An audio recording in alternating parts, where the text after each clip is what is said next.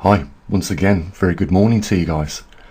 What do you think would happen if you pissed off the Secretary General of the United Nations organisation? Well, we're about to find out very shortly, but I can tell you now they're aware, really aware of what we've been saying.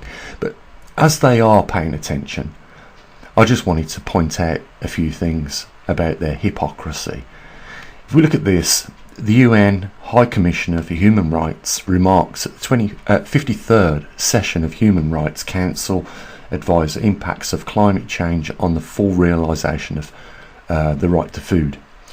Human rights, human rights, human rights, human rights, humanity, human rights. Are you getting the picture? They talk about these words because they know they mean something to us, but they don't act accordingly on those words. It's as clear as daylight. You know, I mean, look, human rights.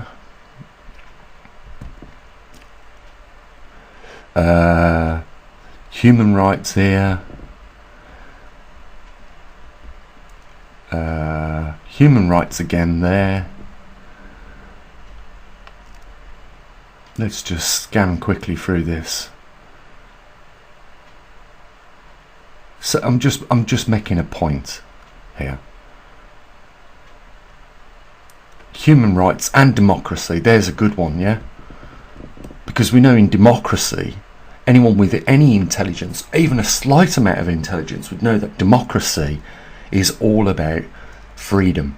Freedoms of a lot of things. Yeah, that's the basis of human rights. You know, freedom of speech, freedom of thought, freedom of expression, these sorts of things. This is why we've got no real reporters anymore, and it certainly is the case why we've got no real scientists anymore. We've already exposed this organisation and the Secretary General, the one who runs it, as being huge fraudsters, but we know what they're after. We absolutely know what they're after. They're after £500 billion a year from the global taxpayers. You know, watching a documentary in Italy yesterday, how the poverty, you know, and everything else, and all the little governmental scams and things like that are going on. No one really addresses the real situations of poverty in this world.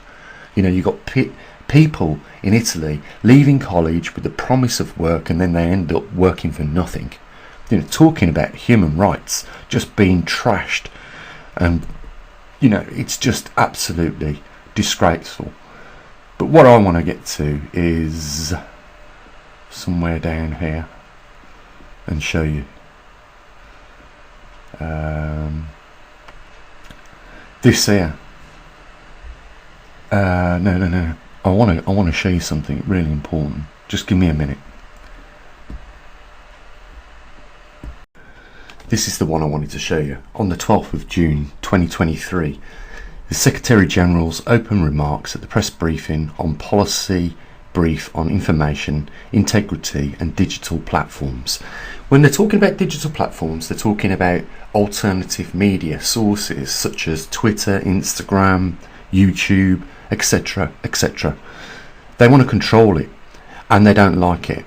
And look at what they're saying that people like me are doing, causing and fueling conflict, death and destruction, and now it's threatening democracy and human rights. No. If you followed me, you know I am a strong believer in upholding human rights. I'm not a human right campaigner, or maybe I could be considered as that, but I am definitely all for human rights and democracy, because that's what we're supposed to have, democracy. This is when they go to war, they say we want to install democracy on that country. But you know what, the democracy that isn't what they talk about in the sense that we know it. It's something else. It must be just plain and simple theft and robbery. You know, this is important, really important, because they're talking about the proliferation of hate, lies on the digital space, causing grief, global harm, and now it's fueling conflict, death and destruction. They're talking about people like me, and they're coming after us. They already have. They've got me, guys. They know who I am. They know where I live. They know everything. It's just a matter of time before I get on the door and arrested, killed. I really don't know from this point, and I really, I have lost that something that makes me give a shit anyhow. But they talk about these things. Now you know why. It's for £500 billion a year. We're talking about this. The guy who's made these statements is the fundraiser for that £500 billion a year. Let me show you what human rights allows us, and let me tell you why all these statements that he's made are just nothing but hypocrisy. He says it on one hand and takes it away on another. If he wasn't a hypocrite, he wouldn't have made this statement that I'm pointing out here. Because the human rights allows us to have alternative views. The human rights allows us freedom of expression. It allows us to have views of any sorts. And what harm does that cause? It doesn't cause conflict. The United Nations causes conflict and supports war. That's why the United Nations is sending everything over to Ukraine right now that they possibly can. Fueling war, fueling death, fueling destruction, fueling misery, killing people. I'm not joking. That's what this organisation does with £500 billion a year. Out of your pocket. You don't have a choice. You have to give it them. So you can see where we are now on legislation.gov.uk, and you can see that we are looking at the Human Rights Act 1998. And if we go down to Article 10, which I'm going to show you here, we have this article, and it's a protection under the Human Rights Act, and I'm going to read it out. It's freedom of expression. Everyone has the right to freedom of expression. This right shall include freedom to hold opinions and receive and impart information and ideas without reference by public authorities, and regardless of whatever that word is, frontiers. This article shall not prevent the state from requiring the licence of broadcasting, television or cinema enterprises. So I just read you paragraph 1, and what I've just showed you is the Secretary General completely tearing this article out of the Human Rights Act with what he's just said, because he's going to go after people on the digital space, as he calls it, and he's going to remove them. And YouTube will be part of this. Instagram will be part of this. Twitter will be part of this. And now we know, beyond doubt, what sort of world we live in, don't we? And we know what they're after. They're not after protection of the human rights. It's clear. I've just demonstrated that. I think the facts are clearly there. They're not protecting human rights. They're not really interested in the climate, and we've proved that as well. So what is it left that they're interested in? It can only be one thing, can't it? The 500 billion a year that they raise from all the taxpayers around the world, from all those countries that are part of the United Nations and support that organisation. An organisation that isn't elected by any single person. And the Secretary General is being given a position that he was never, there was never a vote on it, like we have supposedly in countries the right to vote who is our Prime Minister, President, etc. He has just been given the job, self-proclaimed.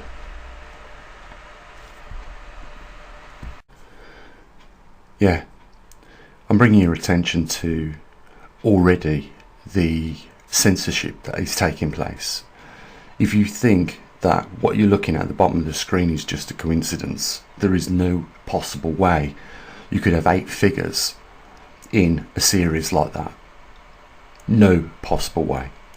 This is intervention, and that's why I say they're already aware of what I've been talking about recently, and I've just showed you quite clearly and openly that the Secretary General has just wiped his arse on the human rights.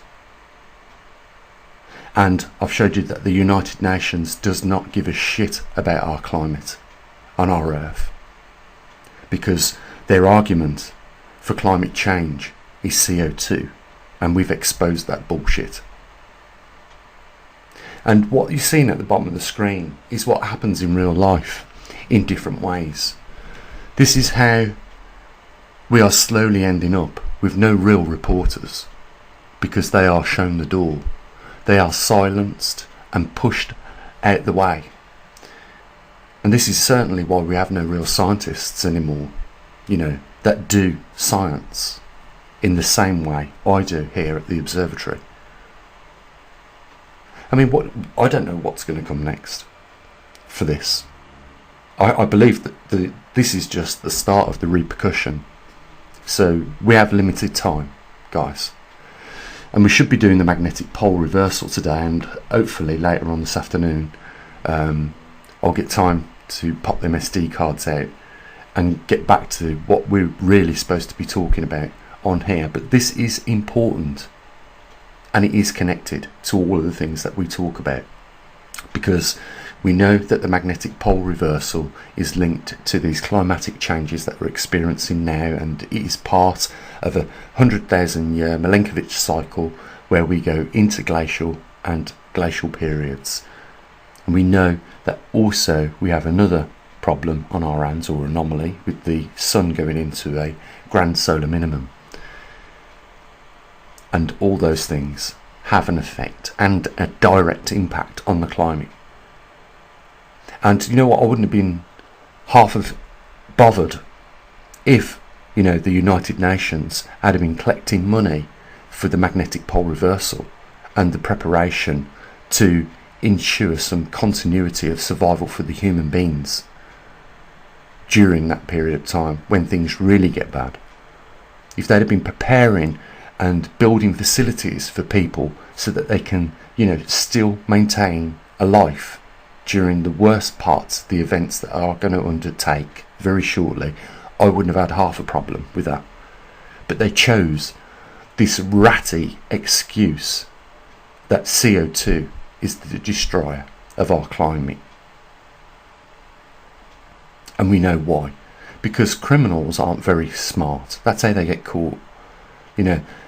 And they chose something that could be easily explained by any real good scientist. Well, any scientist, don't have to be a good one, just any scientist. They chose something that could be easily explained. And that's how they've not got any scientists there, obviously, supporting their claims that CO2 is causing the problem. It's just literally criminals raising money for themselves. And what do they need to do that? An excuse, and that's what CO2 is all about. Well,